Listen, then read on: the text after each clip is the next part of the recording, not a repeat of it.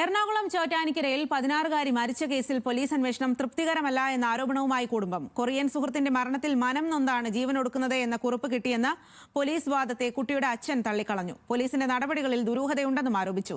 സ്കൂളിലേക്ക് പോയ പെൺകുട്ടിയെ വീടിന് സമീപത്തെ കരിങ്കൽ ക്വാറിയിലാണ് മരിച്ച നിലയിൽ കണ്ടെത്തിയത്.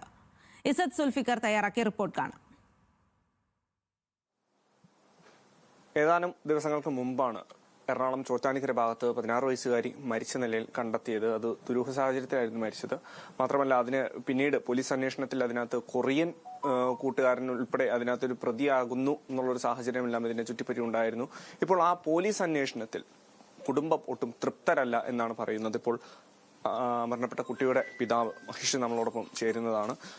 അതുപോലെ ഒരു വലിയ എഴുത്തെഴുതി വെക്കാനുള്ള ഒരു മാനസിക ധൈര്യമൊന്നും അവൾക്കുള്ളതായിട്ട് എനിക്ക് തോന്നണില്ല. ഇതിന്റെ പിന്നിൽ ആരും ഉള്ളതായിട്ടാണ് എനിക്ക് തോന്നുന്നത്. കാരണം അവളെ കൊണ്ട് പറഞ്ഞ് കൺവിൻസ് ചെയ്തേക്കണത് പോലെയാണ് എനിക്ക് ഫീൽ ചെയ്തേക്കണേ. പോലീസ് ഫോൺ ഈ പറഞ്ഞ പോലെ തുറക്കണമെങ്കിൽ നല്ലൊരു എമൗണ്ട് ആകും, അത് 1 ലക്ഷം രൂപ അടുത്തോളൊക്കെ വരും, അങ്ങനെയൊക്കെ പറഞ്ഞ് എന്നെ നിരുത്സാഹപ്പെടുത്തി പറഞ്ഞു വിടുകയൊക്കെ ഉണ്ടായി. പോലീസ് എന്തെങ്കിലും മറച്ചു വെച്ച് സംസാരിക്കുന്നത് പോലെ എന്നോട് എന്തോ മറച്ചു വെക്കുന്നത് പോലെ എനിക്ക് ഫീൽ ചെയ്തു. അവരുടെ ഇൻവെസ്റ്റിഗേഷന്റെ ഭാഗമായിട്ട് നമ്മളോട് മറച്ചു വെക്കുന്നതാണോ എന്നും അറിയാൻ മേല.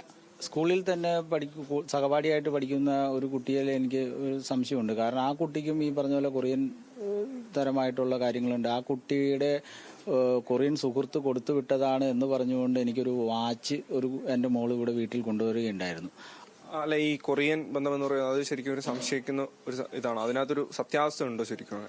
അതിലൊരു സത്യാവസ്ഥ ഉള്ളതായിട്ട് എനിക്ക് തോന്നണില്ല. ഇത് ഏതോ ഫേക്ക് ഐഡിയിൽ ആരോ എൻ്റെ മോളെ ഈ പറഞ്ഞ പോലെ പ്രലോഭിപ്പിക്കാനും അങ്ങനെയുള്ള കാര്യങ്ങൾക്ക് വേണ്ടിയിട്ട് ചെയ്തതായിട്ടാണ് എനിക്ക് തോന്നുന്നത്. പോലീസ് അന്വേഷണത്തിൽ ഒട്ടും തൃപ്തരല്ല കുടുംബം എന്നാണ് നമുക്കിപ്പോൾ ഇവിടെ നിന്ന് മനസ്സിലാക്കാൻ സാധിക്കുന്നത്. മാത്രമല്ല, ഈ പറയുന്നത് പോലെ കൃത്യമായിട്ടുള്ള വിവരങ്ങൾ കുടുംബത്തോട് കൈമാറാത്തതും അതുപോലെ തന്നെ ഈ പറയുന്ന സുഹൃത്തുക്കളുമായി ബന്ധപ്പെട്ട കാര്യങ്ങളൊന്നും പോലീസ് അതിന്റെ അന്വേഷണത്തിൽ ഉൾപ്പെടുത്തിയിട്ടില്ല എന്നതും ഇതിനകത്ത് ദുരൂഹമായി നിൽക്കുന്ന ഒരു സാഹചര്യമാണ്. കൊച്ചിയിൽ നിന്നും ക്യാമറ പേഴ്സൺ അഫ്സൽ രാജിനോടൊപ്പം ഇസ്സത്ത് സുൽഫിക്കർ, ന്യൂസ് മലയാളം.